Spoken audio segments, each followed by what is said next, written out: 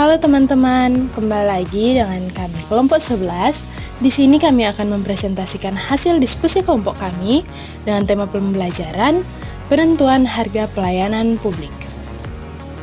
Namun sebelum itu teman-teman, di sini saya akan memperkenalkan anggota-anggota kelompok kami. Yang pertama ada Irene Tekandare dengan NIM 2006-1104-114, dan yang kedua dari Kiwaro dengan NIM 2006-1104-124, dan yang ketiga ada Shalomita Malmedi dengan NIM 2106-1104-0125, dan yang terakhir ada William Paendong dengan NIM 2206-1104-0155. Langsung saja kita masuk ke materinya. Materi yang pertama adalah pelayanan publik yang dapat dijual.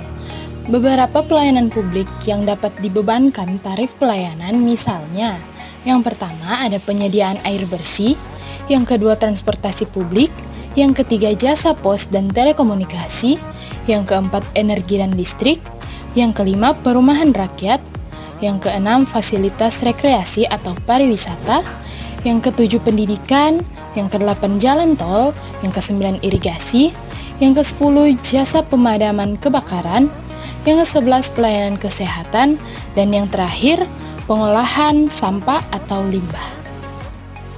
Barang privat dan publik. Barang privat yaitu barang-barang kebutuhan masyarakat yang manfaat barang atau jasa tersebut hanya dinikmati secara individual oleh yang membelinya, sedangkan yang tidak mengkonsumsi tidak dapat menikmati barang atau jasa tersebut. Contohnya, makanan, listrik, dan telepon.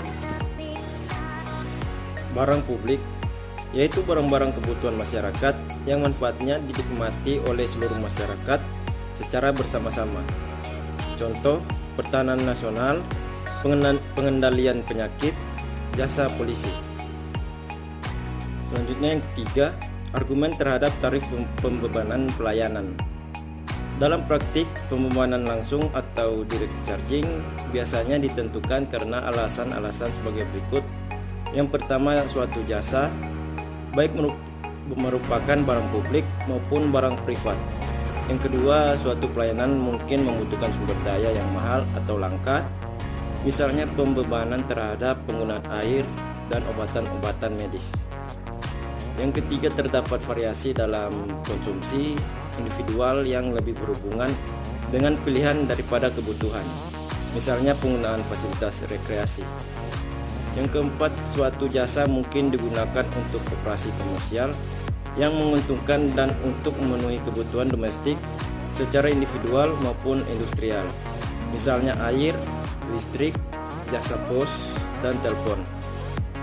Yang terakhir, pembebanan dapat digunakan untuk mengetahui arah dan skala permintaan publik atas suatu jasa apabila jenis dan standar pelayanannya tidak dapat ditentukan secara tegas.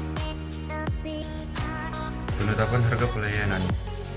Penetapan harga pelayanan publik dengan menggunakan marginal cost pricing setidaknya harus memperhitungkan yang pertama operasi biaya atau variabel, yang kedua semi variabel overhead cost seperti biaya modal atas aktiva yang digunakan untuk memberikan pelayanan, yang ketiga biaya penggantian atas aset modal yang digunakan dalam penyediaan pelayanan, yang keempat biaya penambahan aset modal yang digunakan untuk memenuhi tambahan permintaan.